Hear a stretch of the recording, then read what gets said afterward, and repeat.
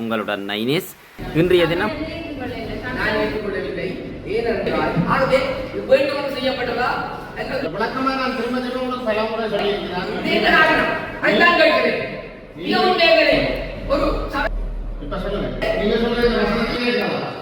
அந்த முடிய விட வேண்டும்.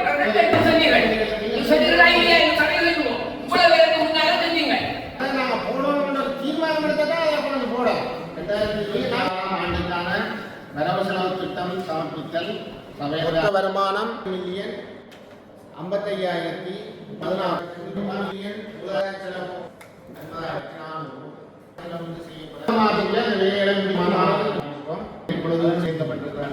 வட்டாரங்களுக்கான நிதிதான் ஒதுக்கப்பட்டிருக்கிறதே தவிர நபர்களுக்கு வட்டாரத்தில் இருக்கிற ஒரு விகிதாசார உறுப்பினர் கிளிநொச்சி மாவட்டத்தில் உள்ள சபைகள் இந்த ஒதுக்கீடுகள் வித்தியாசப்படுகிறது.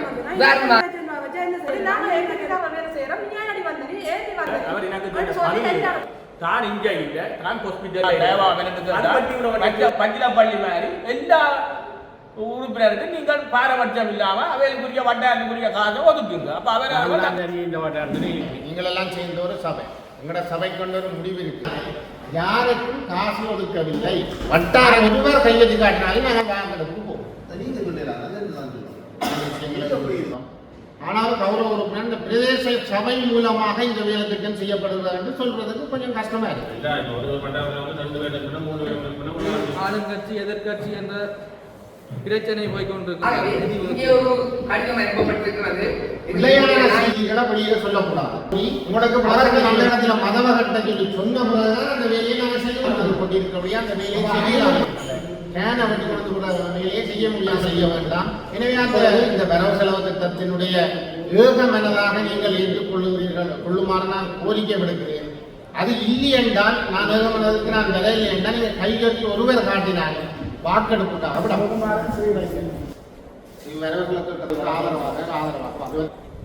கௌரவ உறுப்பினர் குணலட்சுமி குலவிலசிங்க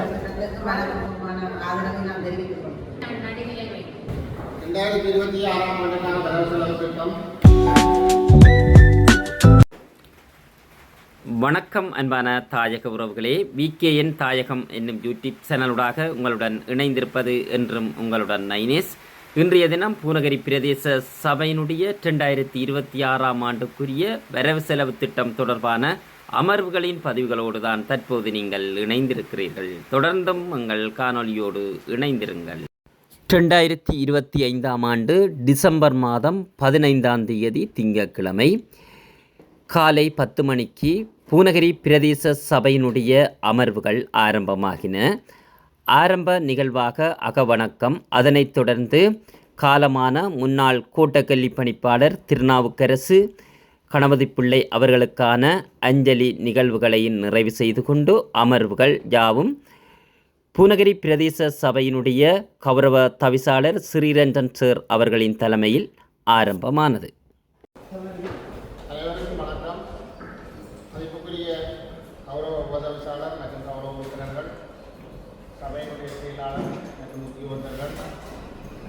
இந்த சபை அமர்விலே கலந்து கொண்டிருக்கிற ஊடகவியலாளர்கள் உங்கள் அனைவருக்கும் எனது வணக்கத்தை தெரிவித்துக் கொள்கிறேன். நிகழ்ச்சி நிகழ்வின்படி சென்ற ஊட்ட அறிக்கை ஏற்றுக்கொள்ளுதல். ஏற்கனவே உங்களுக்கு இந்த அறிக்கை அனுப்பப்பட்டிருக்கிறது. அறிக்கை சம்பந்தமாக உங்களுக்கு கருத்து மூலமாக கிடைக்கவில்லை. ஆனபடினாலே அந்த அறிக்கையினை முன்மொழிந்து வழிமொழிவதன் மூலம் சபை ஏற்றுக்கொள்ளுமாறு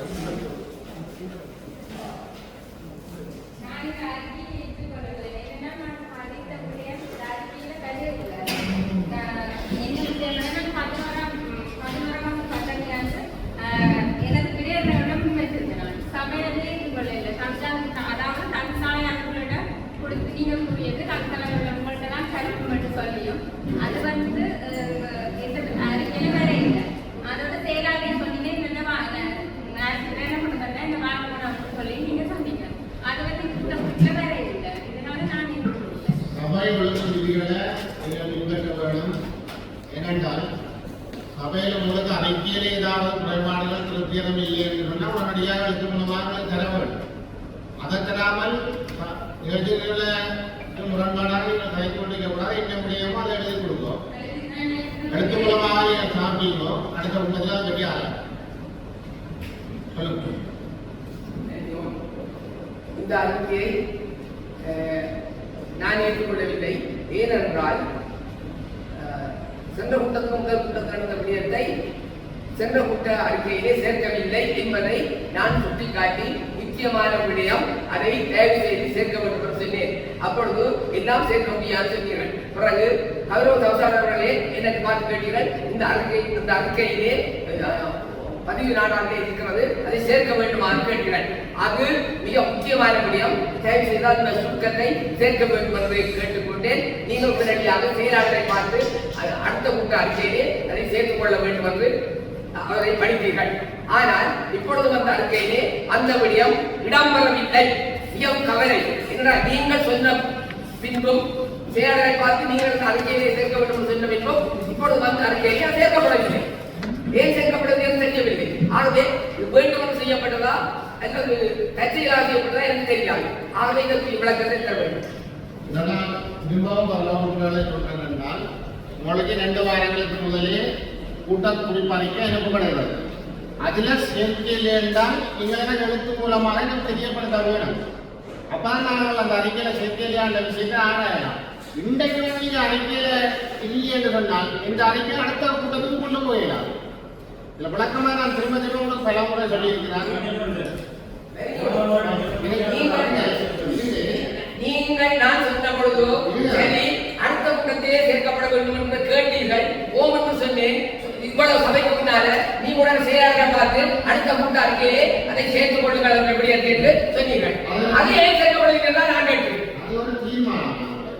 சேர்க்கப்படாத விடயம் தீர்மானம். நீங்கள் என்னை பார்த்து கேட்கிறேன், உங்களுடைய அந்த அன்பு சொன்ன அந்த விடயம் சேர்க்க வேண்டுமா என்று நான் சொன்னேன். அது ஒரு ஆவணமாக இருக்க வேண்டும், சேர்க்க வேண்டும் என்று மிக பணிவாக கேட்டேன். நீங்கள் உடனடியாக செயலாளரை பார்த்து என்ன படித்தீர்கள், அடுத்த கூட்டாளியை சேர்த்துக் கொள்ள வேண்டும். செயலாளர் சொன்னால் உங்களால் சேர்த்து சொன்னால்தான் நடந்தது. ஆனால் வந்த அறிக்கையே இல்லை. இது என்ன காரணம்? அதுதான் கேட்கிறேன். மிகவும் கேட்கிறேன். ஒரு சபையிலே இருக்கிற உறுப்பினர் அவருடைய கோரிக்கையை ஏற்று தலைவர் கட்டளையிட்ட வைக்கும் செயலாளர் தெரியாது. ஆகவே இப்பொழுது அறிக்கை பார்க்கின்ற பொழுது அங்கு தவறப்பட்ட அந்த மொழியை நீங்கள் சேர்க்கவில்லை என்று கேட்டிருக்க வேண்டும். அதான் தலைவர் பார்த்து கையை கொண்டு நாங்கள் கோரிக்கை வைத்திருக்கிறோம். நீங்கள் அந்த சொல்ற விஷயத்தை அப்படியே சொல்லுங்க. அந்த செயற்கோள் மட்டும் இப்ப சொல்லுங்க. என்ன விடயங்கள் செயற்கோள் பண்ணி நீங்க கலந்தீங்களோ அதை சொல்லுங்க. நாங்கள் எல்லோரும் எல்லோரும் ஒற்றுமையாக மாறியர்கள் என்பது யாருக்கும் சொந்தமானவர்கள், எல்லோருக்கும் சொந்தமானவர்கள், ஒரு கட்சி கொண்டாடுவது அல்ல என்று கூறி அதை எல்லோருக்கும் சொந்தமாக நாம் எல்லாரும் ஒருமித்து இதை கொண்டாடுவோம் என்று சொன்னேன். ஆனால் இங்கே இந்த சந்தர்ப்பத்தில் செல்ல வேண்டிய கட்டம் இருக்கிறது. 150 பேருக்கு கௌரவிக்கப்பட்டது. இந்த வாடியனை மைதானத்திலே மிக கோலாகலமாக அது ஆடம்பரமான விடவில்லை. இந்த மாநில பெற்றோரை கௌரவிக்கின்ற நிகழ்வு எப்படி நடந்ததா ஆட்டோ சங்கத்தினரும் மற்ற சங்கத்தினரும் அதை நடத்தினார்கள். மறுநாள் நடந்தது.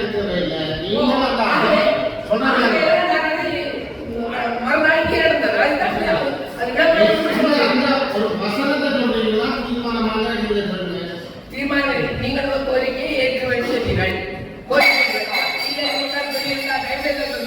நீங்கள் இல்லை இதை எழுத்து மூலம் தாங்குவது சொல்லியிருந்தால் நான் மறுநாளே எழுத்து மூலம் வந்திருப்பேன். நீங்கள் சொன்னீர்கள் அடுத்த அரசியலை கருவம் சொன்னீர்கள். தயவு மீண்டும் நான் கிடைக்கவில்லை. நீங்க சொன்னது அது நடவடிக்கை என்றால் நான் மிகவும் கண்டியாக கண்டிக்கிறேன். ஒரு சில சொல்ற விஷயமே இல்லை சேர்க்கப்பட்டது. அவர் விஷயத்தை சொல்றாரு. நீங்க அந்த விஷயத்தை சுருக்கமாக அந்த முடிவு விட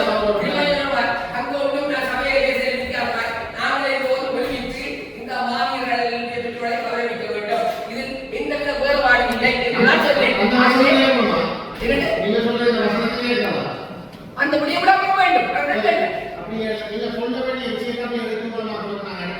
நீங்க அன்றைக்கு சொன்னீர்கள் நீங்க ஒரு பதிவினை இருக்கிறது அது சேர்க்கப்படும் சொன்னீர்கள். நீ சொன்னீர்களா இல்லையா? சபையில் இவ்வளவு பேருக்கு முன்னால சொன்னீங்க ஒரு பதிவினை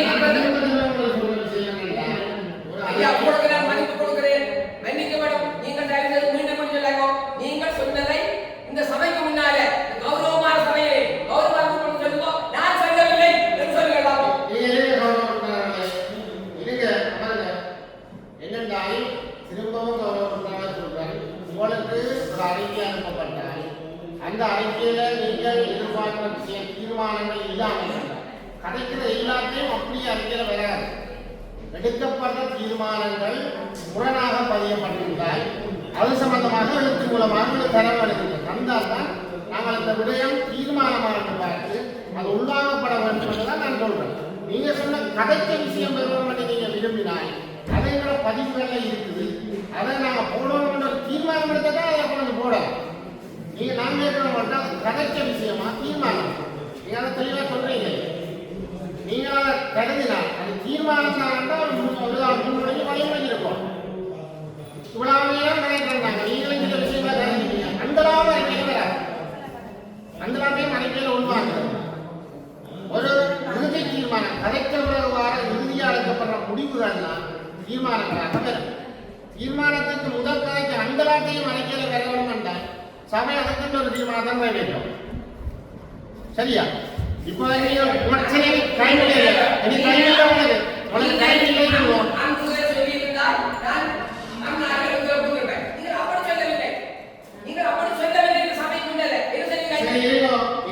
தீர்மானத்தை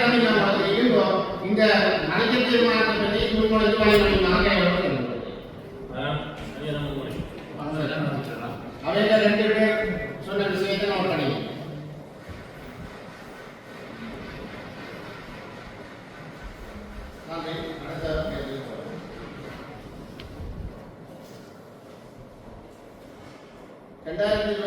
ஆண்டுக்கான வரவு செலவு திட்டம் சமர்ப்பித்தல் சபையில் அங்கீகாரத்தை கொள்வதற்காக ஏற்கனவே கடந்த சபை அமர்விலே இந்த விழாவாரியாக இந்த வரவு செலவு திட்டத்தினுடைய அம்சங்கள் வாசிக்கப்பட்டிருக்கிறது. இம்முறை ஒரு பொழிப்பு உங்களுடைய கைகளுக்கு கிடைத்திருக்கும்.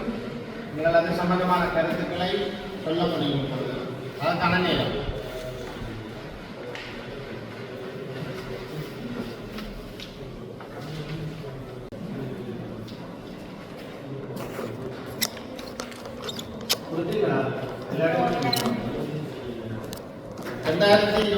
ஆண்டு வரவு செலவு திட்டம் மொத்த வருமானம் மொத்த செலவினம் தொடர்பான பொழிப்பு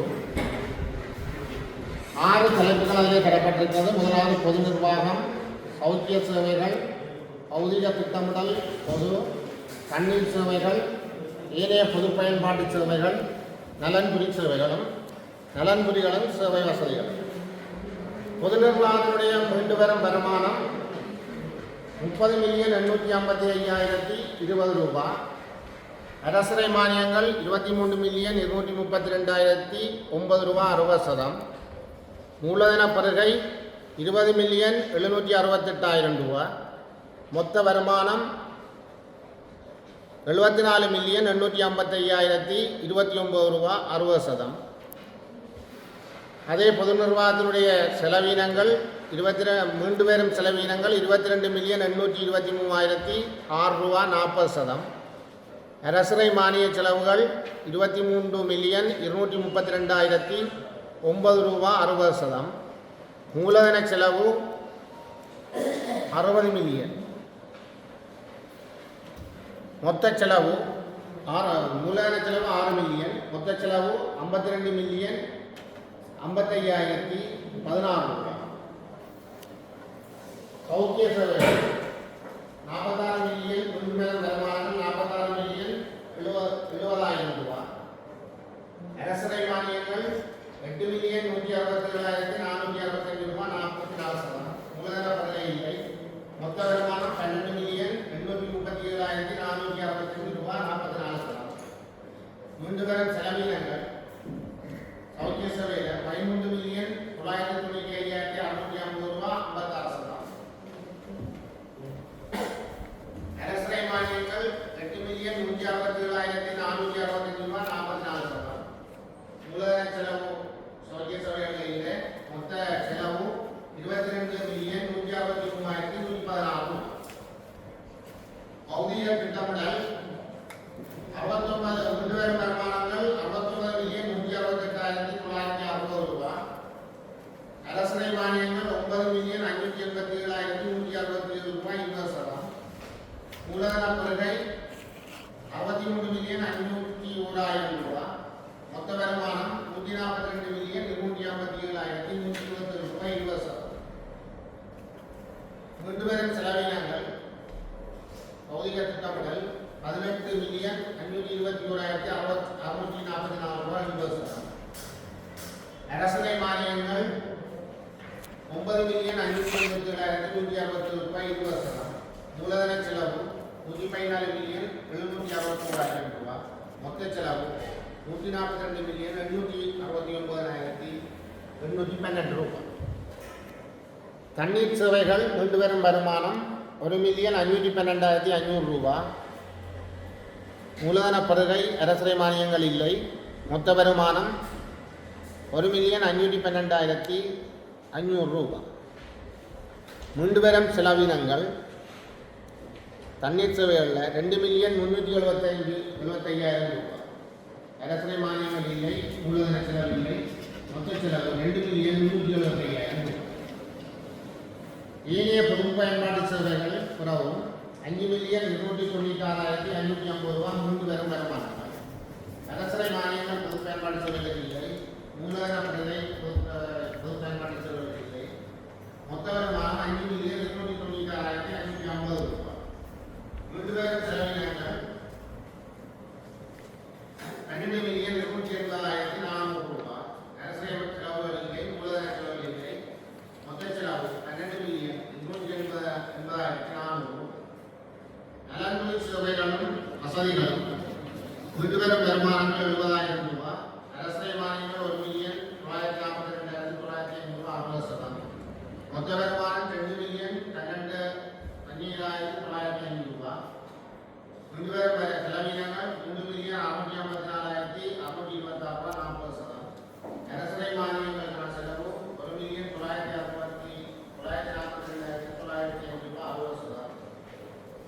மூலதன செலவு 1,430,000 மொத்த செலவு 7,27,832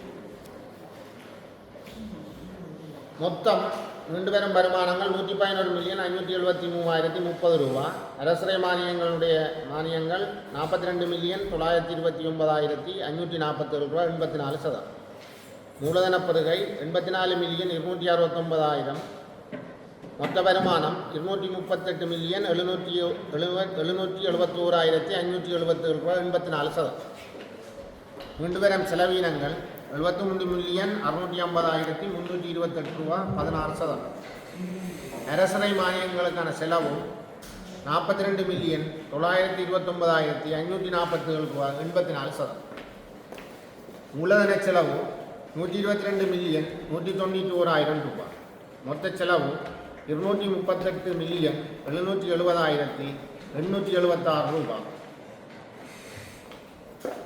மிகை 701 ரூபாய் 84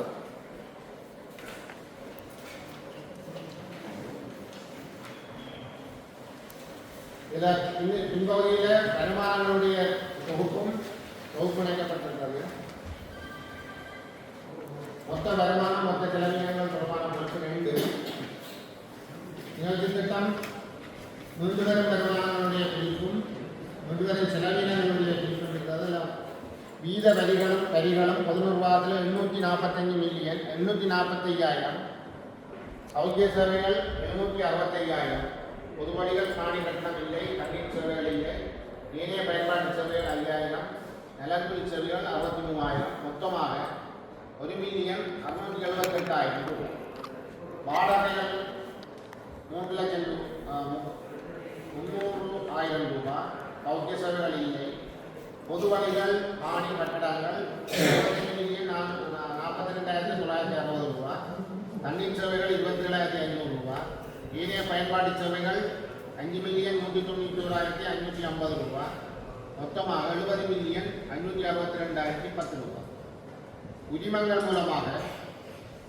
2,546,000 ரூபாய் சௌக்கிய சேவைகள் மூலமாக 1,790,000 ரூபாய் பொது வழிகள் மானி கட்டடங்கள் 76,000 ரூபாய் மொத்தமாக 4,412,000 ரூபாய் சேவை கட்டணங்கள் மூலமாக 82,500 ரூபாய் 1,710,000 பொது வழிகள் காணி கட்டணம் 2,370,000 ரூபாய்.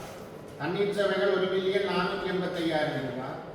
மொத்தமாக 5,647,500 ரூபாய்.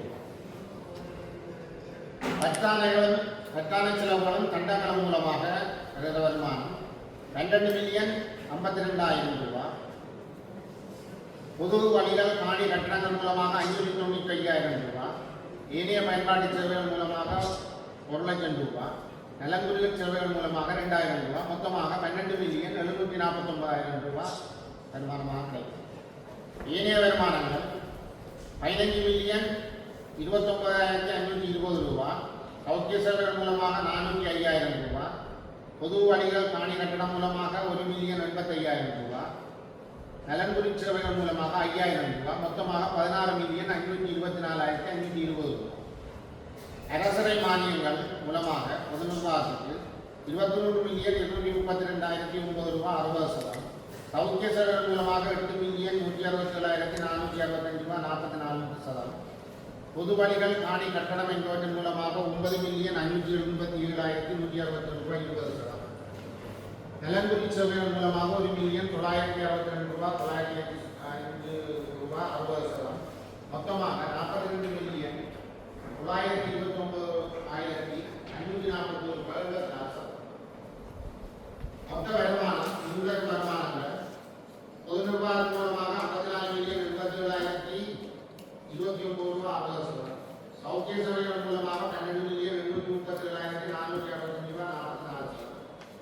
பொது வழிகள் காணி கட்டணம் மூலமாக 78,756,120 ரூபாய் 20%. தண்ணீர் சேவைகள் மூலமாக 1,515,500 ரூபாய். ஏனைய பயன்பாட்டு சேவைகள் மூலமாக 5,296,550 ரூபாய். நலன்புரி சேவைகள் மூலமாக 2,02,905 ரூபாய் 60%. மொத்தமாக 154,502,570 ரூபாய் 24% நம்முடைய சபையின் மொத்த வருமானமாக கிடைக்கிறது. மீண்டு வரும் செலவினங்கள் ஆளுக்குரிய வரிப்படைகளாக 39,55,016 ரூபாய். சௌக்கிய சேவைகளுக்கு 14,188,116 ரூபாய். புதுவழிகள் காணி கட்டணம் என்பதற்கு 16,115,212 ரூபாய். ஏனைய பயன்பாட்டு சேவைகளுக்கு 11,110,400 ரூபாய். நலன்புரி சேவைகளுக்கு 3,112,532 ரூபாய் மடங்களாக 83,871,876 ரூபாய் மொத்தமாக செலவு செய்யப்பட பேசப்பட்டுள்ளது. பயண செலவுகள் பொது நிர்வாகத்திற்கு 4,00,000 ரூபாய். சௌக்கிய சேவைகளுக்கு 75,000 ரூபாய். பொது வழிகள் காணி கட்டணம் என்பதற்கு 2,50,000 ரூபாய். நலன்புரி சேவைகளுக்கு 15,000 ரூபாய் மடங்களாக 740,000 ரூபாவை செலவு செய்ய உத்தேசிக்கப்பட்டுள்ளது. வழங்கு பொருட்களும் தேவை பொருட்களும் என்ற விடயத்தில் பொது நிர்வாகத்துக்கு 3,320,000 ரூபாய். சௌக்கிய சேவைகளுக்கு 5,750,000 ரூபாய். பொது வழிகள் காணி கட்டணம் என்பதற்கு 1,250,000 ரூபாய். தண்ணீர் சேவைகளுக்கு 1,205,000 ரூபாய். ஏனைய பயன்பாட்டு சேவைகளுக்கு 20,000 ரூபாய். நலன்புரி சேவைகளுக்கு 75,000 ரூபாய் மடங்களாக மொத்த செலவாக 11,620,000 ரூபாவை வழக்கு பொருட்கள் தேவை பொருட்கள் என்ற வகையிலே செலவு செய்ய உத்தேசிக்கப்பட்டிருக்கிறது. மூலதன சொத்துக்கள் பழுதுபார்த்தல் என்ற விடயத்திலே 1,375,075 ரூபாவும்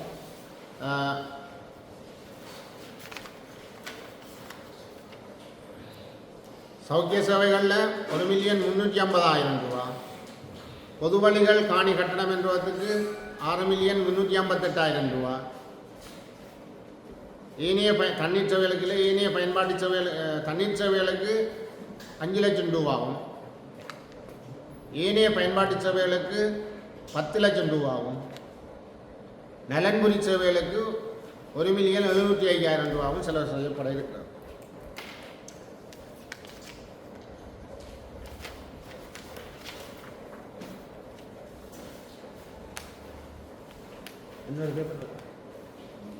இந்த இது அடிக்கிறது சேவைகள் என்ற மற்றும் புற செலவுகள் என்ற அடிப்படையிலே பொது நிர்வாகத்துக்காக 1,685,000 ரூபாய். சௌக்கிய சேவைகளுக்கு 750,000 ரூபாய். பொது வழிகள் காணி கட்டணம் என்பதற்கு 3,985,000 ரூபாய். தண்ணீர் சேவைகளுக்காக 670,000 ரூபாய். ஏனைய பயன்பாட்டு சேவைகளுக்காக 50,000 ரூபாய். நலன்புரி சேவைகளுக்காக 590,000 ரூபாய். மொத்தமாக 7,730,000 ரூபாய் செலவு செய்யப்பட உத்தேசிக்கப்பட்டுள்ளது.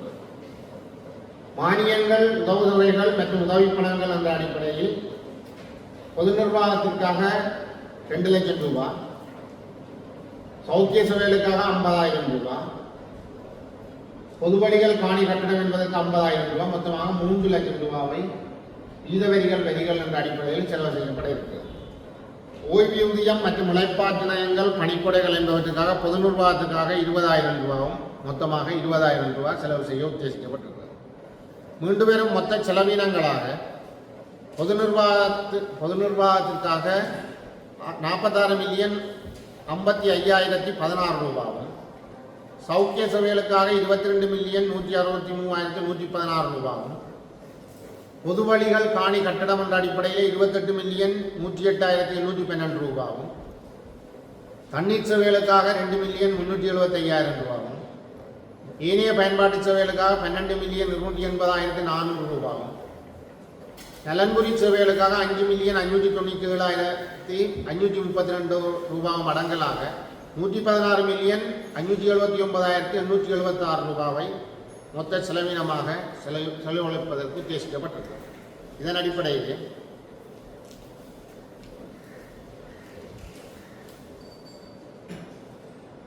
மூலதன பருகை மொத்தம் 20,768,000 பொது நிர்வாகத்திலே.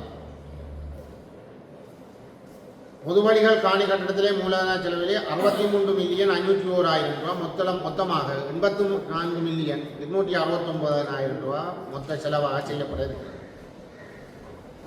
மூலதன செலவினங்கள், உபகரண செலவீடு, காணி சீர்திருத்த செலவீடு என்ற அடிப்படையிலே பொது நிர்வாகத்திலே 20 லட்சம் ரூபாயும், பொது வழிகள் காணி கட்டணம் என்பவற்றிலே 3 லட்சம் ரூபாயும், நலன்புரி சேவைகளுக்காக 1,430,000 ரூபாய் மடங்களாக 3,730,000 ரூபாய் செலவு செய்யப்படுகிறது. மாகாண அபிவிருத்தி வேலை திட்டங்கள் பிஎஸ்டிஜி மற்றும் பிஎஸ்டிஜி திட்டத்தின் மூலமாக பொது வழிகள் காணி கட்டடம் என்ற அடிப்படையிலே 63,501,000 எதிர்பார்க்கப்படுகிறது. மொத்தமாக சபையினுடைய அபிவிருத்தி வேலை திட்ட செலவினத்துக்காக ஒதுக்கப்பட்ட தொகை காணி கட்டடங்கள் பொது வழிகள் என்ற அடிப்படையில் 50,960,000 ரூபாய். அதனுடைய மொத்தம் 50,960,000 ரூபாய் நம்முடைய சபை நிதி அபிவிருத்தி வேலை திட்டங்களுக்காக ஒதுக்கப்பட்டிருக்கிறது. கடனாக அதில் ஏற்கனவே வாசிக்கப்பட்ட அந்த வரவு செலவு திட்ட டிராப்டுக்கு மேலதிகமாக புதிதாக இணைக்கப்பட்ட விடயம் ஏசிபி கொள்வனவுக்காக பெறப்பட்ட கடனாக 40 மில்லியன் ரூபாய் 40 மில்லியன் ரூபாய் மாதாந்த கடன் தவணை பணமாக 40 மில்லியன் ரூபாய் உத்தேசிக்கப்பட்டிருக்கிறது. மொத்தமாக பொது நிர்வாகம் என்ற அடிப்படையிலே மூலதன செலவினுடைய மிகை மொத்தம் அதில் கீழே காட்டப்பட்டிருக்கிறது. இதில் மொத்தமாக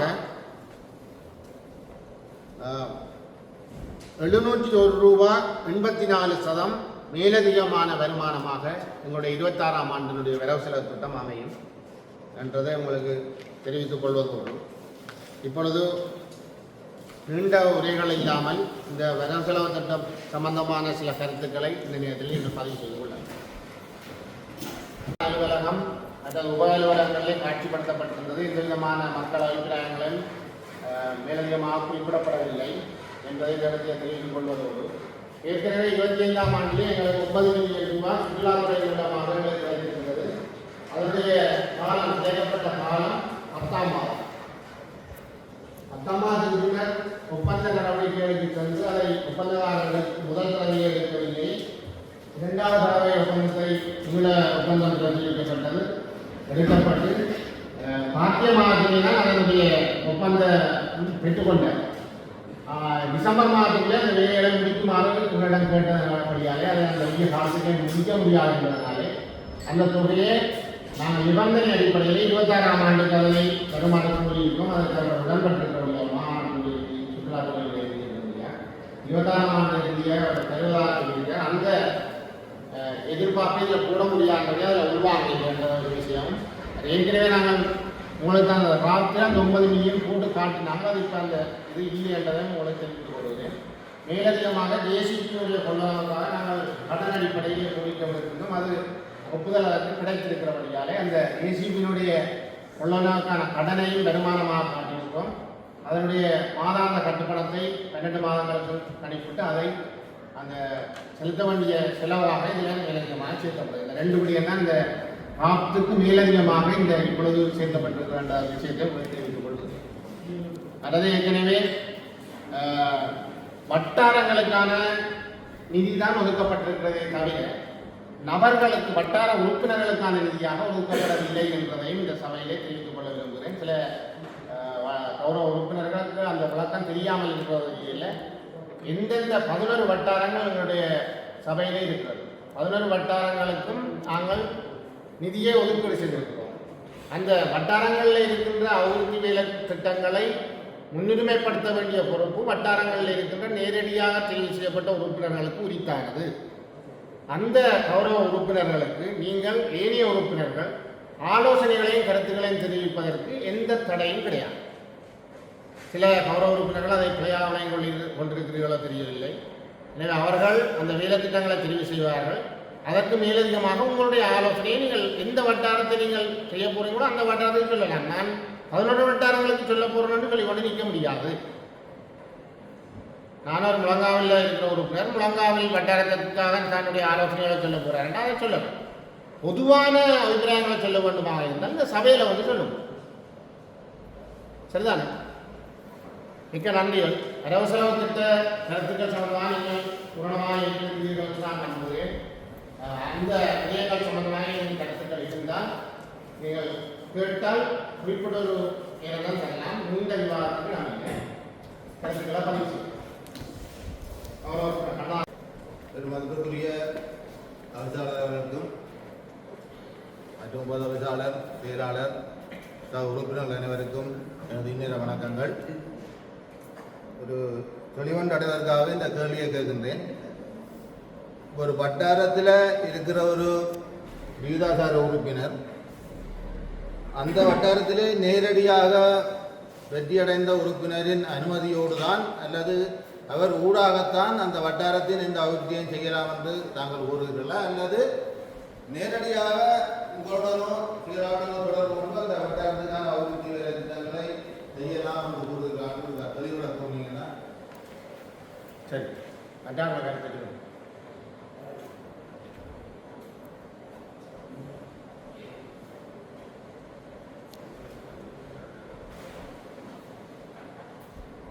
இதுக்கு கருத்து இருந்தால் சொல்லலாம். வணக்கம். ஏனென்றால் நீங்கள் கூறிய விடயத்தை நாங்கள் ஏற்றுக்கொள்கிறோம். முன்னைய அமர்வுகளில் கூறியிருக்கிறீர்கள். வட்டார உறுப்பினர்களுக்கு தான் நிதி ஒதுக்கப்படும். நீங்கள் அவர்களோடு இணைந்து உங்கள் வேலைகளை கொடுத்து செய்யலாம். ஆனால் கிளிநொச்சி மாவட்டத்திலே உள்ள சபைகள் இந்த ஒதுக்கீடுகள் வித்தியாசப்படுகிறது.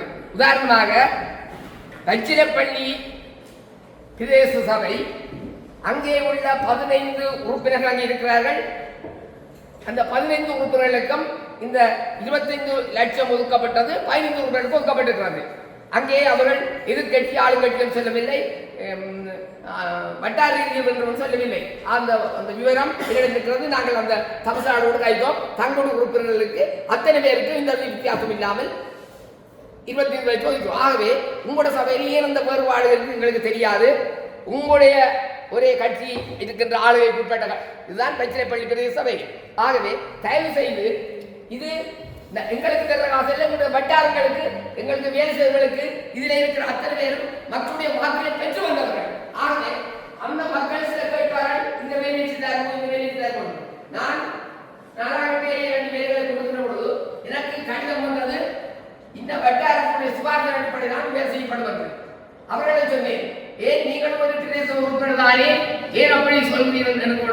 அவரிடம் நான் போன்ல தொடர்பு கொண்டேன்.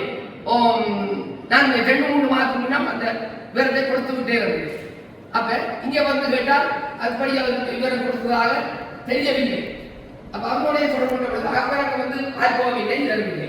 பள்ளிக்கூட வட்டாரம் நான் வந்து அதே வட்டாரத்திலே அதை ஒழுங்கேறிதான் இருக்கிறேன். 4ஆம் 5ஆம் வாரம் கொடுக்கிறேன். ஆகவே எப்படி ஒரு ஒதுக்கீடு இருந்தால் எல்லா உறுப்பினர்களுக்கும் அச்சிறப்பணியிலே இருப்பது போன்று வித்தியாசமில்லா ஒதுக்கீடு இருந்தால் நாங்கள் அதை செய்ய முடியும் என்பதுதான் உங்களுக்கு தாய்மையாக தெரியப்படுது. அதே இடமில்லை நீங்க கையாளுவதில் இந்த சிக்கல் எனக்கு தெரியவில்லை. நாங்கள் இது சம்பந்தமாக எல்லோரிடமும் கையொப்பமாக்கி உங்களுக்கும் தந்து மேலிடங்களுக்கும் இந்த விருதுகளை அனுப்பியிருக்கிறேன். அச்சிறப்பணி போல நம்முடைய பின்னணிக்கும் பின்பற்றப்படுகிறது. நன்றி.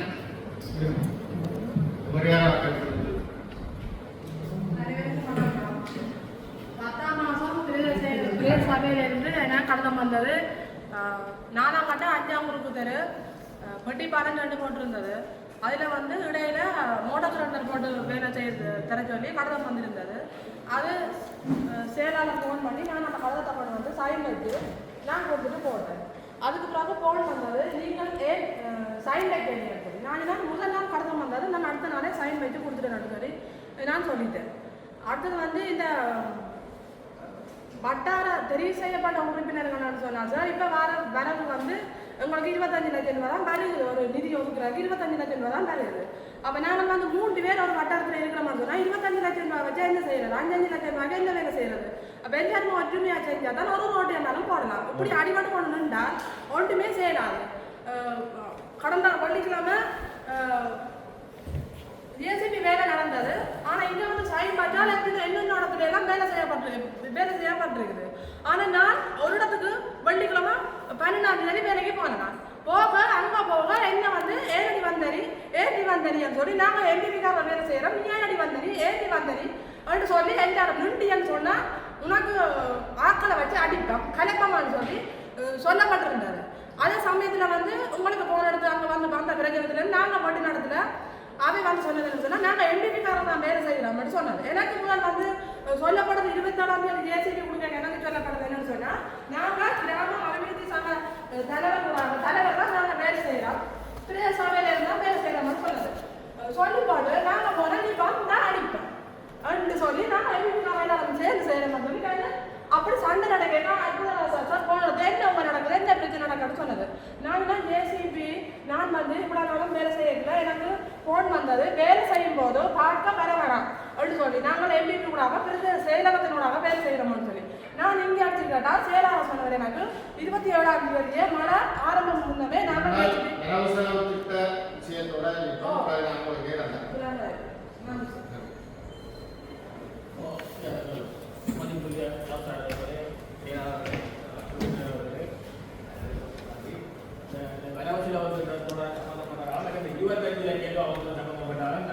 சுய கருத்தை உள்ளாண்டது 28ஆம் தேதி இந்த அனர்த்தம் வந்து ஏற்பட்டது. அனர்த்தம் வந்து ஏற்பட்டதுக்கான காரணம் ஒரு பாரிய அனர்த்தம் இலங்கையில். ஆனால் இந்த அனர்த்தம் ஏற்பட்ட டைமில் எங்கட உள்ளூர் அதாவது வந்து எங்கட சகல உறுப்பினர்களும் சரியான ஒரு அவதானமாக இருக்கணும்னு சொல்லி டிஎம்சி மீட்டிங்கில் கூப்பிட்டு கிளிநொச்சியில் வகுப்பு வச்சு சொன்னது. நான் உதாரணமாக இந்த 25 லட்சம் ரூபாய்க்காக அந்த கதையை சொல்கிறேன். நான் இடமா நகரில் இரவு தண்ணி போய்க்குது, விடிய கோல் பண்ணி நான் இல்லையாரு நான் அங்கே போயிருக்கேன். நான் சரியான முறையில் அந்த வட்டாரத்தில் இருந்த புஷ்பராஜ் அவர்களுக்கு கோல் பண்ணி கூட வட்டாரத்தில் இப்படி ஒரு பிரச்சனை ஒன்று இருக்கு, நீங்கள் அங்கே இல்லையா, மக்கள் போல் எடுக்கிறார்கள், இது சம்பந்தமாக கூட கருத்து என்னன்னு இருக்கு. அவர் எனக்கு சொன்ன பதில் இதுதான், தான் இங்கே இல்லை, தான் ஹாஸ்பிட்டலில் இருக்கிறேன், அது பற்றி உடைய தேவை அங்கே ஒன்றும் இல்லை, அது நான் வருஷம் நடக்கிற ஒரு சம்பவம் தான். செங்கல்கோடு நான் திருப்பியும் செங்கல்கோடு அந்த இடத்துக்கு போயிருந்தா உண்மையிலேயே அது கொஞ்சம் வெட்ட வேண்டிய தேவை இருக்கு. நாங்கள் அப்படியே தவசாளர் போது இப்போதைக்கு தேவை என்று விட்டுட்டு போனாலும் திரும்பி மக்கள் கூப்பிட்டு அங்கே முழு மக்களும் கூப்பிட்டா உண்மையாக நடுவோட்டால தண்ணியோடு. ஆனால் கரையால வெட்டி வேண்டிய ஒரு தேவை ஒன்று இருக்கு. ரோட்டில் நடுவோட்டம் தண்ணியோடு ரோட்டு இல்லாமல் போனால் அதுக்குரிய 2 மடங்கு செலவு இருக்கு. வெட்டுவதற்கு 10,000 முடிஞ்சால் ரோட்டு போகிறதுக்கு 50 லட்சம் தேவை. இப்போ அப்படியான சூழ்நிலையில் நாங்கள் சில இடங்களில் சில மக்களுக்கு வேலை செய்யல, அங்கே வட்டார உறுப்பினர்கள் இல்லாமல் அந்த வேலையை செய்ய இல்லாமல் இருக்குது. அதுக்காக தான் நாங்கள் சில உங்கள்கிட்ட கேட்குற இதாக தேவை வேணும்னு கேட்டால் மற்ற பச்சிலப்பள்ளி மாதிரி எல்லா உறுப்பினருக்கு நீங்கள் பாரபட்சம் இல்லாமல் அவைகளுக்குரிய வட்டாரத்துக்குரிய காசை ஒதுக்குங்க. அப்போ அவர்கள் தங்களை செய்வார்கள். எங்களை உறுப்பினர் சொன்ன மாதிரி அந்த பள்ளிக்கூடாதுலாம் இதான் பிரச்சனை. இவா வரவளும் சைன் வைக்கணும்னா மக்கள் வெள்ளத்துக்கு சில இடத்த உறுப்பினராக அந்த இடத்துக்கு போவாங்க. அப்போ மற்றவை செய்ய மக்கள் அதை பெருசாக தான் நினைக்கிறார்கள். இப்போ மக்களுக்கு அனைத்த டைமில் என்ன செய்யணும். அப்போ அதுக்கு எங்களுக்கு ஒரு அதிகாரம் ஒன்று இருக்கணும். நாங்கள் அந்தந்த வட்டார மெம்பர் மேலே கோல் பண்ணி கேட்டு அவைகள் நான் அங்கே நிற்கிறேன் இங்கே நிற்கிறேன் இந்த அனர்த்தம் வரப்போகுதுன்னு எப்பயோ அறிவிக்காது. அப்போ அதுக்கு அப்படியான சூழ்நிலையில் அந்த இடத்துல அந்தந்த உறுப்பினர் மாதிரி நாங்கள் அந்த வேலையை செய்யலான்னு நான் உங்களுக்கு கேட்டுக்கொள்கிறேன்.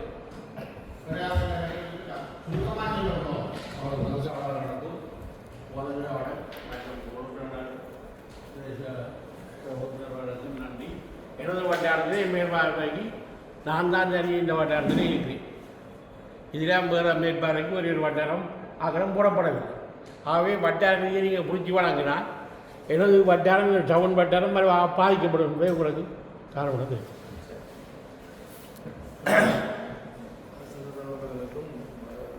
செயலாளர் உறுப்பினர் அவர்களுக்கும் காலை வணக்கம். அற்புதராசா என்ன சொன்ன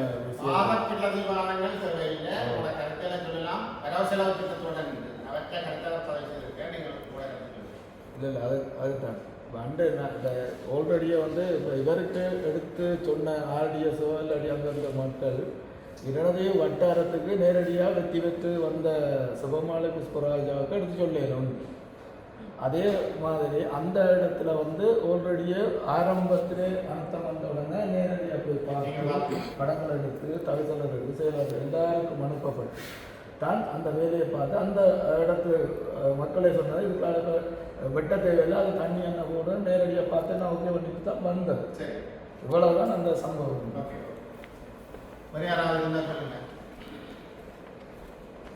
உங்களோட கருத்துக்கள் இல்லைன்ற வழியாக இதில் பொதுவான ஒரு அபிப்பிராயத்தை நீங்கள் சொல்கிறீங்கள். ஒன்று பச்சிலப்பள்ளி மாதிரி கொடுக்கணும் அப்படின்னா இந்த சபையில் இருந்த வேலை செயலாளர்கிட்ட சொல்லி பச்சிலப்பள்ளியில் எடுக்கிற முடிவுகளை இங்கே ஆரம்பித்து செய்யலாம். நாங்கள் ஒரு சபை, நீங்களெல்லாம் சேர்ந்த ஒரு சபை, எங்களோட சபை கொண்ட ஒரு முடிவு இருக்குது. நாங்கள் இங்கே ஆளுங்கட்சி எதிர்கட்சியில் இல்லை. நாங்கள் யாருடைய நபருக்கும் நாங்கள் காசுகளோ ஒதுக்கீடு செய்யவில்லை. அதுக்கு உதாரணமாக இந்த பட்டியலை வாசிக்கணும்னு கேட்குறாங்க. கௌதாரிமலை வட்டாரத்துக்கு கௌதாரிமலை மயான வீதி புனரமைப்புக்கு $1 மில்லியன். கௌதாரிமலையில் பரமந்திர மயான வீதிக்கு $1 மில்லியன். ஞானிமடம் 5ஆம் ஒழுங்கை நல்லநீர் குள வீதி புனரமைப்புக்கு $1 மில்லியன். ஞானிமடம் இணைப்பு வீதி தொக்குள வீதி புனரமைப்புக்கு $1 மில்லியன். பள்ளிக்கூடா சுனாமி வீதி 2ஆம் குறுக்கு வீதி புனரமைப்பு $1.5 மில்லியன். பள்ளிக்கூடா கடற்கரை வீதி புனரமைப்புக்கு $1 மில்லியன்.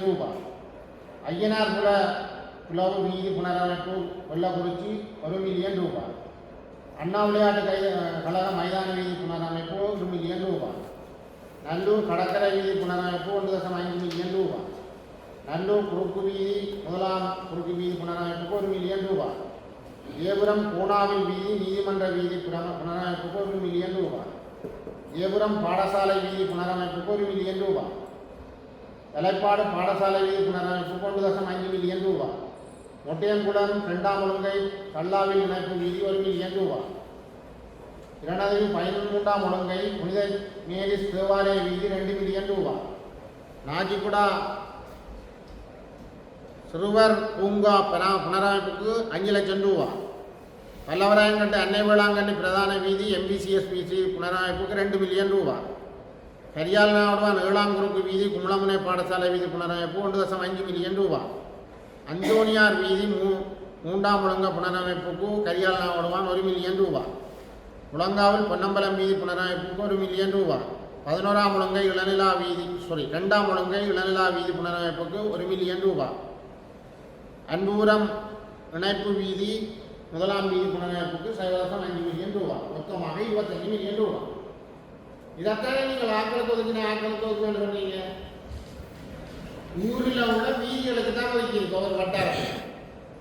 ஆட்கள் திட்டங்களை தான் தாரம். அந்த திட்டங்களுக்கு ஒரு ஆலோசனைகளை தாராளமாக வழங்க சொல்லியிருக்காங்க. அதை நீங்கள் செய்யாமல் ஒவ்வொரு பயனர் உறுப்பினருக்கும் காசை நான் வீட்டு கொடுத்த மாதிரி தான் பார்க்கணும். எங்களுக்கு காசு அறிவு இன்னமும் நீங்கள் ஆலோசனைகளை கொடுக்கலாம். வேறு வேறு திட்டங்கள் மூலமாக வருகின்ற காசுகள்லாம் அந்த திட்டங்களை நாங்கள் முன்மொழிவதற்கு தயாராக இருக்கும். சரிதான்? ஆனபடினாலே யாருக்கும் காசு ஒதுக்கவில்லை, வட்டாரங்களுக்கு ஒதுக்கப்பட்டிருக்கிறது. வட்டாரத்தில் நேரடியாக தெரிவு செய்தவர்களும் இருக்கிறீர்கள், கட்சிகளால் போட்டு கட்சிகளால் நியமிக்கப்பட்டவர்களும் இருக்கிறீர்கள். நேரடியாக நீங்கள் போட்டி போட்டு வட்டாரத்தில் தோல்வியடைந்து பின்னர் கட்சிகளுக்கு கிடைத்த ஆசனங்களை உங்களுக்கு வழங்கி இருக்கிறார்கள். அதனாலே நீங்கள் கௌரவ உறுப்பினர்களாக இருக்கிறீர்கள். ஆனபடினாலே அந்த வட்டாரத்தில் நேரடியாக போட்டி போட்டு தோல்வியடைந்த பின்னர் பந்தாக்கள்கிட்ட அந்த பொறுப்பை கொடுக்குற, நான் சொன்ன பொறுப்பை கொடுக்குறது சரியா, அல்லது அங்கேயே மக்களால் தெரிவு செய்யப்பட்ட ஆக்களுக்கு நான் சொன்ன வேலையை கொடுக்குறது சரியா என்பதை நீங்கள் வாத பிரதிவாதங்கள் இல்லாமல் உங்களோட பாட்டியை யோசித்துக் கொள்ளும். ஆகையினாலே ஒவ்வொரு சபையும் தனித்துவமானது. இலங்கையில் உள்ள ஒவ்வொரு சபைகளும் தனித்துவமான முடிவுகளை எடுக்கிறார்கள் அந்தந்த உறுப்பினர்களுக்கு.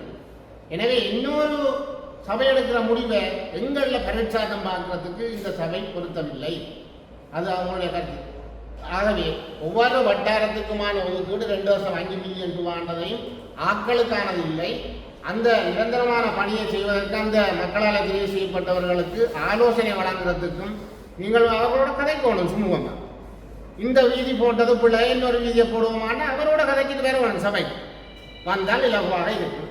இவ்வளவுதான் நடந்த விஷயம் என்பதை உங்களுக்கு சொல்லி இதெல்லாம் தான் ஆக்களின் பேர் இதில் நாங்கள் குறிப்பிட இல்லைன்றதையும் உங்களுக்கு தெரிவித்துக் கொள்ள விரும்புகிறேன். இனி சபையினுடைய இந்த வரவு செலவு திட்டம் சம்பந்தமான அனைத்து விடயங்களும் சொல்லப்பட்டிருக்கிறது. இப்பொழுது உங்களுடைய கருத்துக்களை நீங்கள் சொல்லியிருக்கிறீர்கள். இந்த வரவு செலவு திட்டம் ஏகமனதாக நிறைவேற்றப்பட வேண்டும் என்பதை என்னுடைய கோரிக்கையாக நான் இங்கே முன்வைக்கிறேன். அப்படி ஏகமனதாக நிறைவேற்றப்படவில்லை என்றால் நீங்கள் கையெழுத்து காட்டினீங்கன்னா நாங்கள் வாக்கெடுப்புக்கு போகலாம். யார் ஒருவர் கையெழுத்து காட்டினாலும் நாங்கள் வாக்கெடுப்புக்கு போவோம். இது ஏகமனதாக விடயம் இல்லையா? சரி சொல்லுங்க.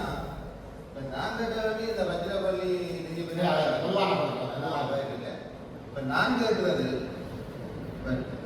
இந்த உறுப்பினர், அதாவது வட்டார உறுப்பினர் ஊடாதான் உங்களோட தொடர்பு கொஞ்சம் வேலை செய்யலாமா, இல்லை தனியில் வந்து செயலாளர்கள் உங்களோட கலைஞர் வேலை திட்டத்தை கலைக்கலாமா?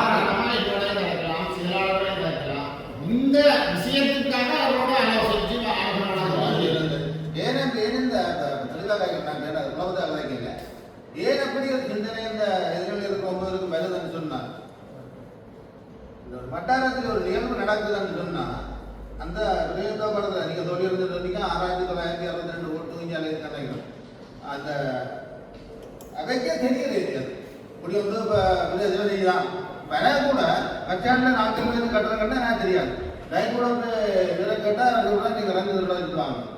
அதைத்தான் தேர்தல் மொழி என்னன்னு சொன்னால் நீங்கள் அதெல்லாம் கொடுவோம். உறுப்பினர் தேர்தல் அலுவலகம் நினைக்கிறீங்க. நாங்கள் வந்தால் ஊரில் வேறு உறுப்பினர் தான் பார்க்கணும். யதார்த்தம். இப்போ நாங்கள் அப்போ வாழ்க்கை அதுதான் சொல்ல வர முடியும். இப்போ ஒன்றில் இங்கே வந்தால் அதுக்கு பெரிய விதம் இருக்கணும். அல்லது அதுக்கு எங்களுக்கு ஜனங்களுக்கு அது ஒரு கௌரவப்படமாக தான் நீங்கள் யதார்த்தம் வாங்கினால் தானே அப்படி நினைக்கப்பட்ட இவன் இதில் பேசுகிறாங்க கலந்தெல்லாம் எழுதுகிறாங்க போகிறாங்க போகிறாங்க தான் பார்க்கணும். இந்த பிரச்சனைக்காக தான் கலைக்க முடியும். இப்போ தீர்ப்பு இதை கழிக்க ஒன்று போய் அது நம்ம நாங்கள் வந்த கதை என்னன்னு சொன்னால் 20 பேரும் சேர்ந்து இந்த பிள்ளைகள்லாம் பணியாற்றணும். சரி நான் என்ன சொல்கிறேன் இதில் சொல்ல முடியும். நான் கேட்குறேன் பேர் கேட்குறேன். இப்போ சொல்லிட்டீங்களா எல்லாம் ஒன்று ரதன் அனுப்புறதுக்கு லைட் கூட கிடக்கு. நீங்கள் சொல்லிடலாம் அது தான் சொல்லுவோம். இது எப்படி இருக்கும் அதுக்காக நான் கலைக்கிற முடியும். இப்போ அப்போ இதுக்கு நீங்கள் தெளிவான வரலாம். நாங்கள் இந்த பட்ஜெட்டுக்கு எந்த பிரச்சனை இதை அப்படி நடத்துவோமா நாங்கள் எல்லாம் சேர்ந்து இப்போ அந்தந்த கௌரவத்தோடு செய்வோம். அது இல்லை வட்டாரத்தினர் சொல்வதாக நடக்குதுன்னா அங்கே இதில் அத்தியாவசியம் தானே. சரி ஒரு விஷயம் என்னென்றால் நீங்கள் 6வது இந்த அனந்த காலங்களில் மரம் முடிஞ்சு வெட்டியிருப்பீங்கள். கரண்ட் பெயர் வந்து தொங்க இருந்தால் நீங்கள் ஜாயின் பண்ணி கொடுத்துருப்பீங்க. நீங்கள் அவங்களோட மக்கள் கோரிக்கை எடுத்திருப்பார்கள். பிரதேச சபை மூலமாக அந்த நிதி கரண்டுக்கு கொடுக்க மாட்டோம் வெட்டின அந்த தம்பாய்க்கால் வெட்டின அந்த விஷயங்களை கொடுத்துருப்போம். ஆனால் கௌரவ உறுப்பினர் இந்த பிரதேச சபை மூலமாக இந்த வேலை திட்டம் செய்யப்படுகிறது என்று சொல்றதுக்கு கொஞ்சம் கஷ்டமாக இருக்கு. கட்சிகளின் பேரை தான் நான் பார்க்குறேன் புத்தகங்கள். பிரதேச சபை தன்னுடைய நிதியை பயன்படுத்தி இந்த வேலை திட்டத்தை இந்த கேனை வெட்டு தண்டு எந்த கௌரவ உறுப்பினர்களும் குறிப்பாக பலர் சொல்றதில்லை. சில பேர் சொல்றாங்க, பலர் சொல்ல தவறுறாங்க.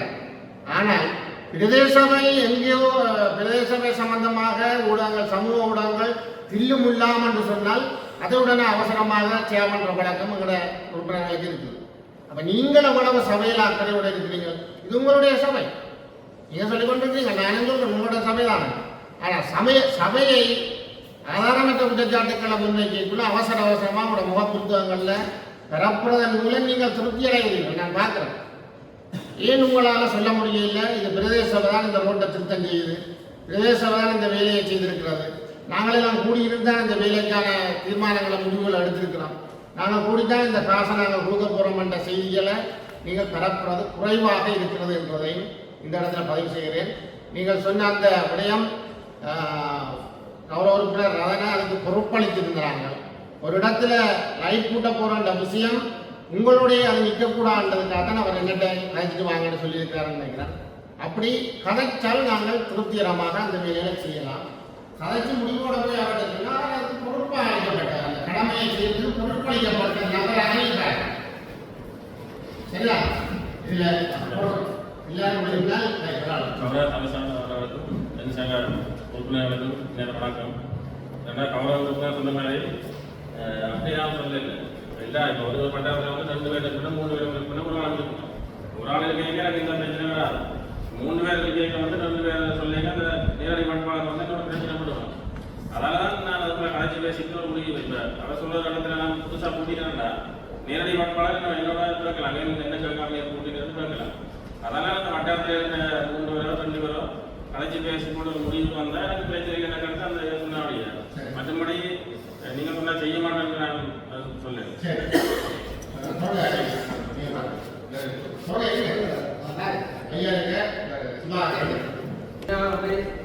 இந்த நாட்டில் அனர்த்தம் நடந்து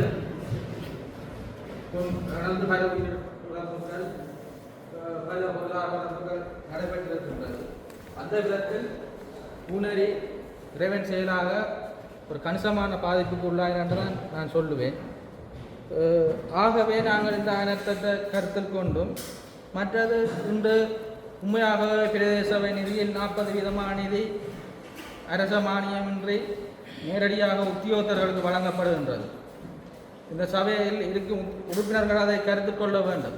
ஆகவே அந்த நிதியை வழங்குவது என்றது உலகாரம் நடைபெறவில்லை. இப்போது அரசாங்கத்தின் ஒரு கொள்கை அது. அதையும் ஏற்றுக்கொண்டு அடுத்தது இதில் இவ்வளவு நேரம் நான் இருந்தேன். இதில் ஆளுங்கட்சி எதிர்கட்சி என்ற பிரச்சனை போய்கொண்டிருக்கின்றது நிதி ஒதுக்கீடு என்று. உண்மையாகவே இந்த சபையை ஆட்சி அமைத்து வைத்திருக்கின்றது தமிழரசு கட்சி.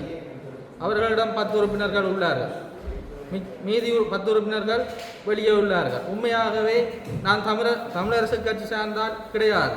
நான் எனது வட்டாரத்தில் ஈழமக்கள் ஜனநாயக கட்சியில் நேரடியாக வெற்றி பெற்று வந்த ஒரு ஆள்.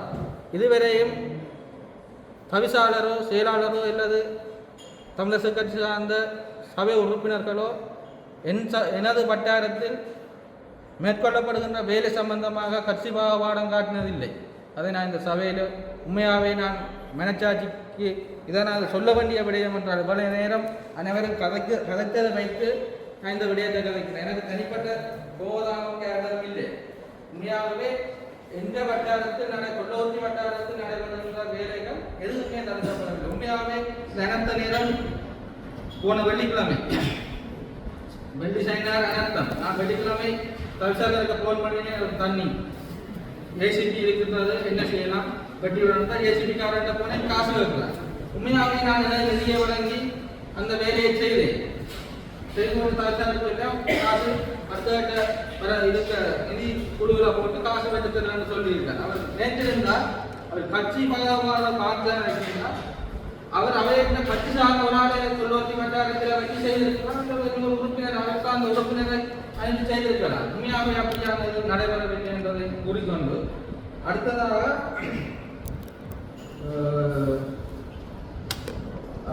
பிரதேசத்தின் வருமானங்களை நாங்கள் அதிகரித்துக் கொண்டு உண்மையாகவே இந்த பிரதேசத்தில் இருக்கிற 20 உறுப்பினர்கள் எல்லாருமே சேர்ந்து இந்த வருமானங்கள் அதிகரித்து உண்மையாக ஒரு ஆளுமையான செயலாளர் இருக்கின்றார், உத்தியோகத்தர் உண்மையாக கஷ்டப்படுகின்றார். நான் உண்மையாகவே போன வெள்ளிக்கிழமை நான் லீவில் நின்றேன், வேலையிலிருந்து நானும் உத்தியோகத்தோடு சேர்ந்து பள்ளிக்கூட நேரத்துக்கு போயிருந்தேன், நண்பரை கண்டேன்.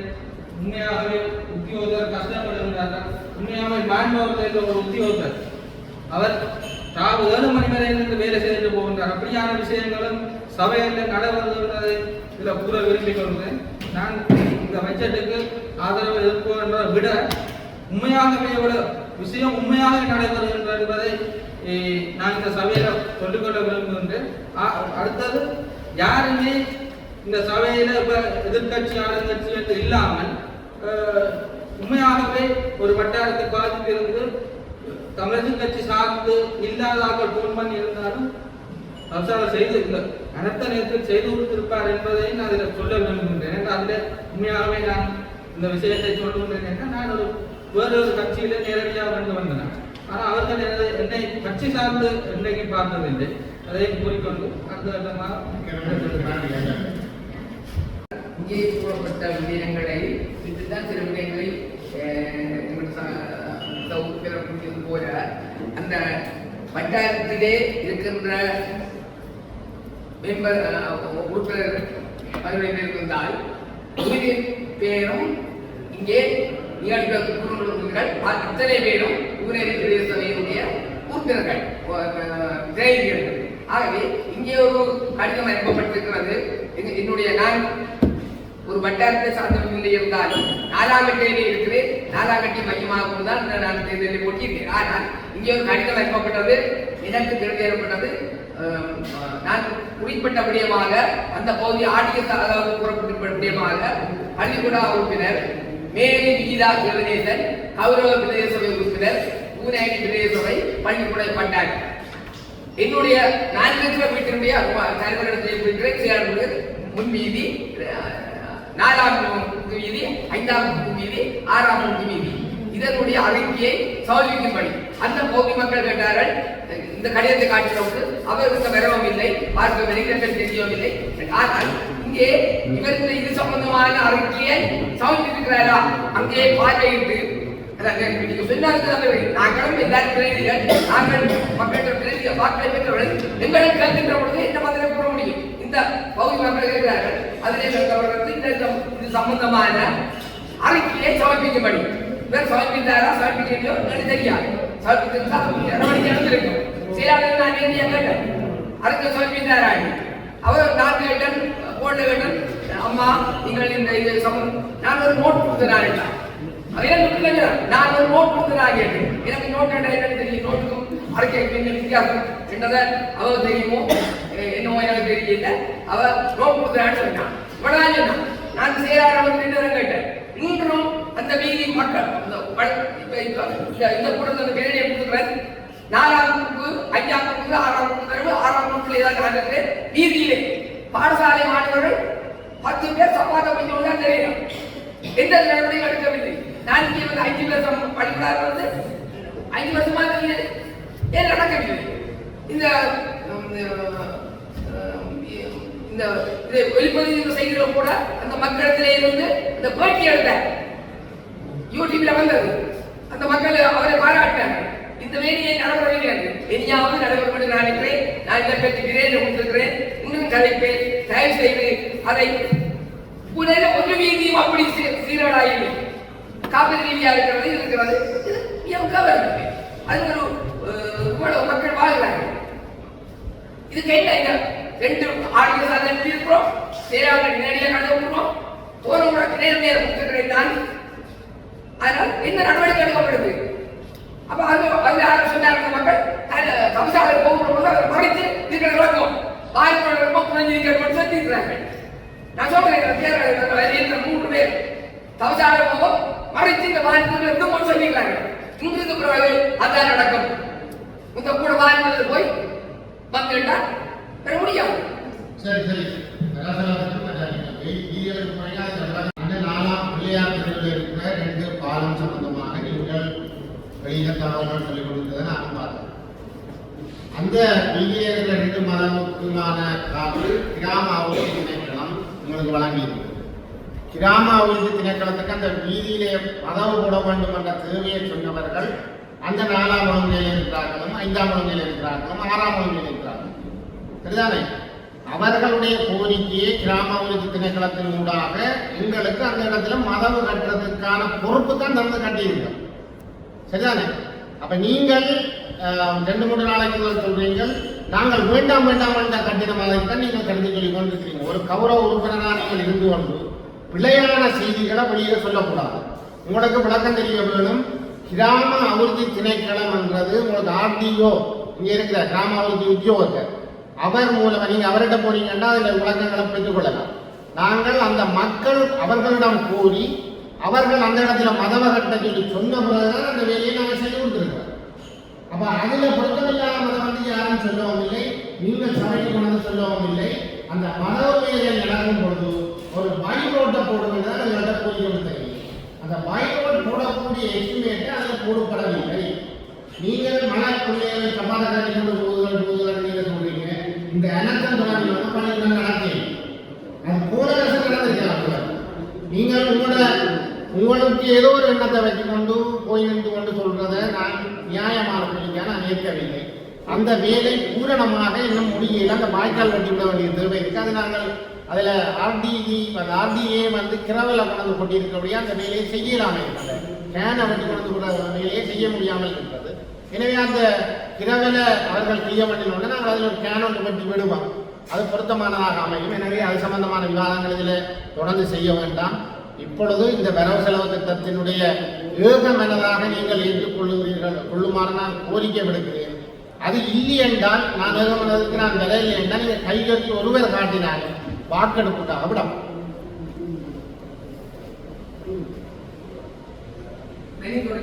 வேற விவாதம் தேவையில்லை. அதுக்கு நான் புறவாரம் வரவு செலவு திட்டத்துக்கு புறவாரம் நீங்கள் அது சம்பந்தமாக கலைக்க வேண்டாம். அந்த விடயம் சம்பந்தமாக இந்த வாக்கெடுப்பு நேரத்தில் கலைக்க வேண்டாம். அதுக்கு பிறகு நான் மாறேன் இருங்க. ஒருத்தருமே எல்லாருமே கையெழுத்தினா மட்டும்தான் வாக்கெடுப்புக்கு போகும். ஒருவர் ஒரு 2 பேர் போடுறபடியாக நீங்க கோரிக்கைக்காக மற்ற உறுப்பினர்களுக்கும் அதே மாதிரி செயல்பட முடியுமா? முடியும். நீங்கள் நேரடியாக எனக்கு தெரிவிக்கலாம். உங்களோட வட்டாரங்களில் இருக்கிற உறுப்பினர்களுடன் பேசிக் கொள்ளலாம். அதில் எந்த விதமான தடையும் இல்லை. இப்ப நீங்கள் கருத்து சொல்ல செய்கிறீங்களா ஏகமனதாக சொல்லுங்க. வாக்கெடுப்பு கூட சொல்லுங்க. தற்பொழுது ஏகமனதான தீர்மானமாக இல்லை என்பது காரணமாக ஒரு கௌரவ உறுப்பினர் கை உயர்த்தி இருக்கிறபடியால 2026ஆம் ஆண்டுக்கான வரவு செலவு திட்டம் தற்பொழுது வாக்கெடுப்புக்காக விடப்படும்.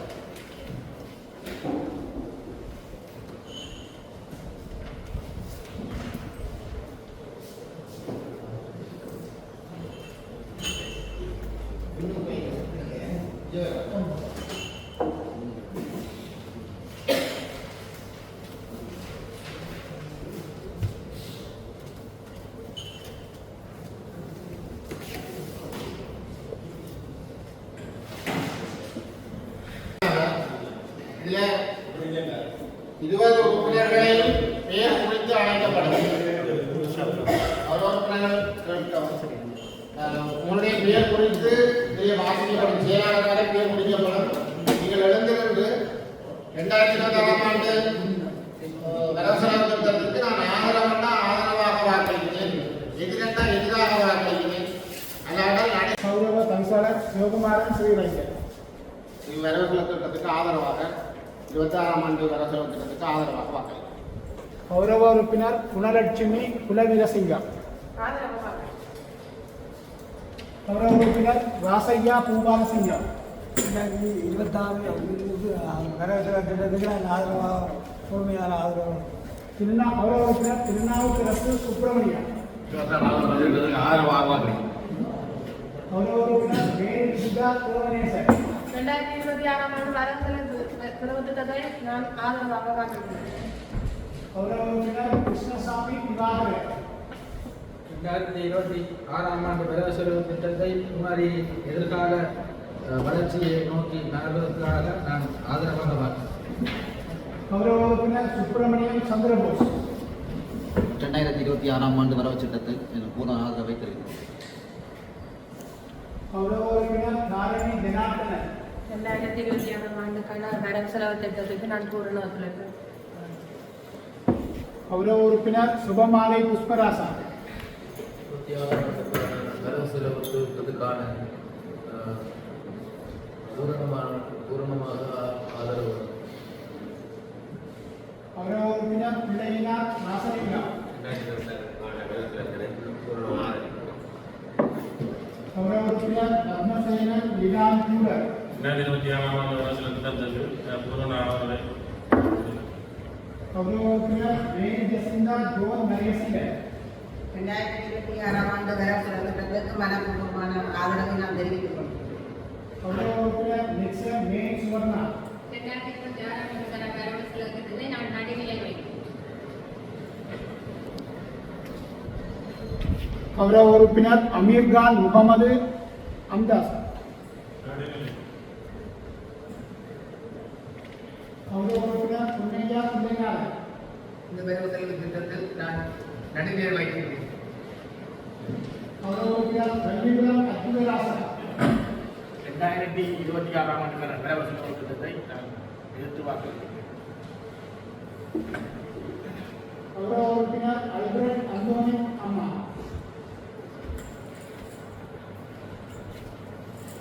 கௌரவ உறுப்பினர் அல்பர்ட் அந்தோனி அம்மா.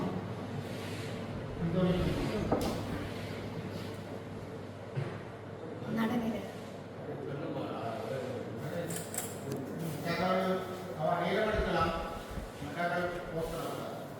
மேகநாத கௌரவ உறுப்பினர் மேகநாத சதேஸ்கர். எதிர்கட்சி என்ற வகையில் நான் ஆதரவு அளிக்கவில்லை. ஆதரவு இல்லை எதிர்க்கிறேன். எதிர்கட்சி இல்லை இங்கே. பார்க்க போனா நிறைய பெண்டாக்கள் இல்லாத கதை இருக்குதானே. பொறுத்தவரையும் இந்த சபை ஆரம்பிக்கும் போது சமுதாய புராணம் வெளியிடப்பட்டது எனது ஆதரவு அந்த வகையிலே நான் ஆதரவு அளிக்கிறீங்களா? அளிக்கவில்லை. ஏற்கனவே கௌரவ உறுப்பினர் பூபாலசிங்கம் மோகலா. 2026 வரவு செலவு திட்டத்திற்கு நான் ஆதரவு.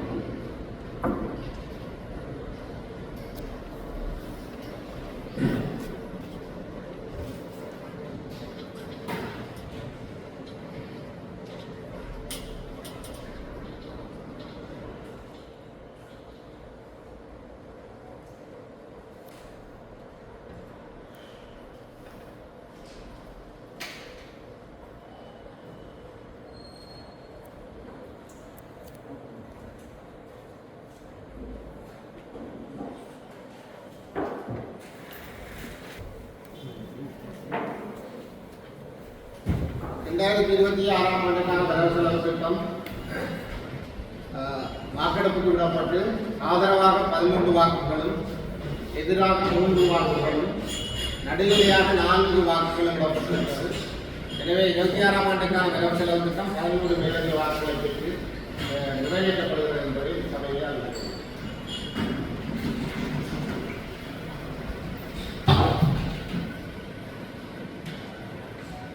அனைத்து கௌரவ உறுப்பினர்களுக்கு நான் மனப்பூர்வமான நன்றியை தெரிவித்துக் கொள்கிறேன். இந்த வரவு செலவு திட்டத்தை வெற்றிகரமாக மக்கள் மத்தியிலே கொண்டு சென்று அந்த சேவைகளை வழங்குவதற்கு அனைத்து கௌரவ உறுப்பினர்களுடைய அன்பான ஆதரவையும் உங்களுடைய ஆலோசனைகளையும் நான் எதிர்பார்த்து ஜனவரி மாதம் 1ஆம் தேதியிலிருந்து புதிய வரவு செலவு திட்டம் நடைமுறைக்கு வரும் என்பதை தெரிவித்து நிகழ்ச்சி நிகழ்வின்படி அடுத்த தீர்மானத்துக்கு செல்கிறேன். அந்த வகையில் இன்றைய தினம் பூநகரி பிரதேச சபைக்குரிய 2026ஆம் ஆண்டுக்கான வரவு செலவு திட்டம் 13 மேலதிக வாக்குகளூடாக நிறைவேற்றப்பட்டது. நன்றி.